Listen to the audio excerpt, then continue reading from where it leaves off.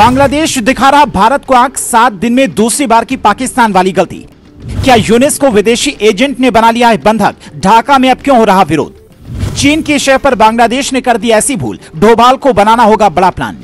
Bangladesh border पर कुछ ऐसा चल रहा है जो पाकिस्तान और म्यांमार के बॉर्डर से भी भयानक है। साल 1965 में जो गलती चीन ने की थी, वही बांग्लादेश ने 22 अगस्त की शाम को दोहराई है। पश्चिम बंगाल की कूच बिहार इलाके में जहां भारत और बांग्लादेश का बॉर्डर लगता है, वहां बीएसएफ के कमांडो को फेसिंग यानी कि बाड़ा लगाने से बांग्लादेश की सेना ने रोक दिया। और उसके बाद जो हुआ उससे सुनकर आप भी कहेंगे इसका इलाज जरूरी है। बीएसएफ के एक अधिकारी बताते हैं, साल 2012 में दोनों देशों के बीच में एक समझौता हुआ था। उसी के मुताबिक हमारे जवान मवेशियों के लिए बॉर्डर इलाके में बाड़ा लगा रहे थे ताकि कोई परेशानी न हो, लेकिन बांग्लादेशी बॉर्डर गार्ड के जवानों ने इस पर आपत्ति जताई और काम रुक गया।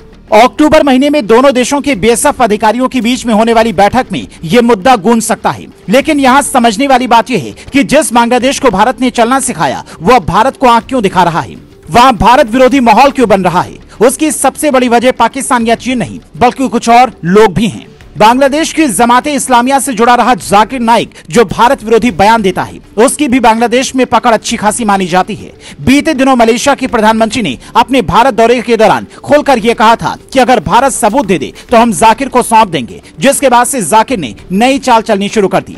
लेकिन बॉर्डर पर होने वाली घटना से जाकिर का सीधे तौर पर कोई संबंध नहीं है, बल्कि बॉर्डर की घटना का सीधा संबंध है भारत विरोधी माहौल बनाने वाली खालिदा जिया और उनके नेताओं से हो सकता है। क्योंकि बांग्लादेश में भले ही फिलहाल किसी पार्टी की सरकार न हो, नोबेल पुरस्कार विजेता मोहम्मद यूनिस को भले ही अंतरिम सरकार का मुखिया बनाया गया हो, लेकिन उन पर खालिद जिया से लेकर तमाम लोगों का दबाव जरूर दिख रहा है। बंधक वाली बात से वहां की सरकार भले ही इनकार कर रही हो, लेकिन यूनिस के फैसलों में दबाव की झलक जरूर नजर आ रही है। यहाँ तक कि बॉर्डर पर बन रहे ऐसे हालात भी उसी के उदाहरण हैं। वहाँ अल्पसंख्यकों के साथ में जो हो रहा है, उस पर पीएम मोदी से लेकर सीएम योगी तक चिंतित हैं।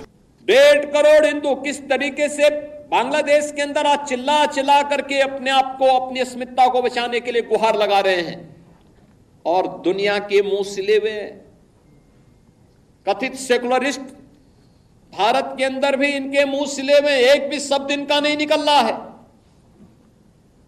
क्योंकि उनको भय है कि अगर इन निरीह कमजोर लोगों के इस पक्ष में इन्होंने आवाज निकाली तो इनका वोट बैंक खिसक जाएगा।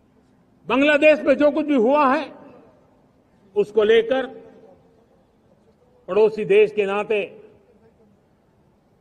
चिंता होना, मैं इसको समझ सकता हूं।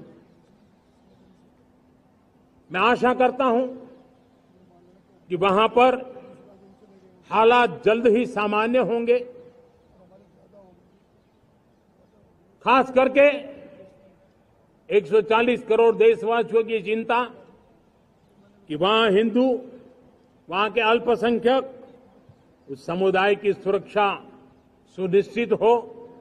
हालत ये हो गई है कि रोजाना बांग्लादेश बॉर्डर पर हजारों की संख्या में लोग भारत में शरण लेने के लिए पहुंच रहे हैं, जिन्हें किसी तरह लौटाया जा रहा है। बांग्लादेश के एक पूर्व जज को बाकायदा बीएसएफ ने पकड़ा भी है, जो जबरन भारत में घुसने की कोशिश कर रहे थे। ऐसे में सवाल ये भी है कि जिस बांग्लादेश से भारत का रिश्ता शेख हसीना के दौर में सबसे शानदार रहा, वो शेख हसीना के हटते ही इतना बुरा कैसे हो गया? क्या बांग्लादेश की ओर से इस बात का दबाव बनाने के लिए ये सब किया जा रहा है कि भारत किसी भी तरह शेख हसीना को वापस लौटा दे? दोनों देशों के बीच में हुए प्रत्यर्पण समझौते की शर्तें तो यही कहती हैं कि अगर किसी के खिलाफ गंभीर धाराओं में मुकदमा दर्ज होगा तो दोनों में से कोई देश उसे शरण नहीं देगा, और बांग्लादेश ने बाकायदा इस शर्त के तहत कई आरोपियों को वापस भी किया। लेकिन अब हालत ऐसी हो गई है कि करीब 7 दिन पहले जब 5 भारतीय बांग्लादेश की सीमा में गलती से घुस गए तो उन्हें वापस करने से बांग्लादेश ने मना कर दिया। ये वो लोग थे जो गंगा में तस्करी किए गए जानवरों को बचाने में बीएसएफ की मदद कर रहे थे, लेकिन अचानक उनकी बोट खराब हो गई और उन्हें नदी की धारा बांग्लादेश की सीमा की ओर बहा ले गई, जहां 5 को पकड़कर बांग्लादेश की सेना ने जेल में बंद कर दिया।